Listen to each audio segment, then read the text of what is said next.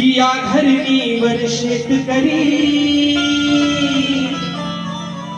अहो धान पिकाचे कष्ट करी अहो या धरणीवर शेतकरी आणि धान पिकाचे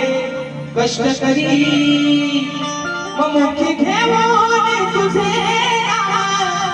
काम करायला आणि मुखी घेऊन काम तुझे काम करायला कृपेची धरछाया हे बाबा तू करायला अरे कृपेची धरछाया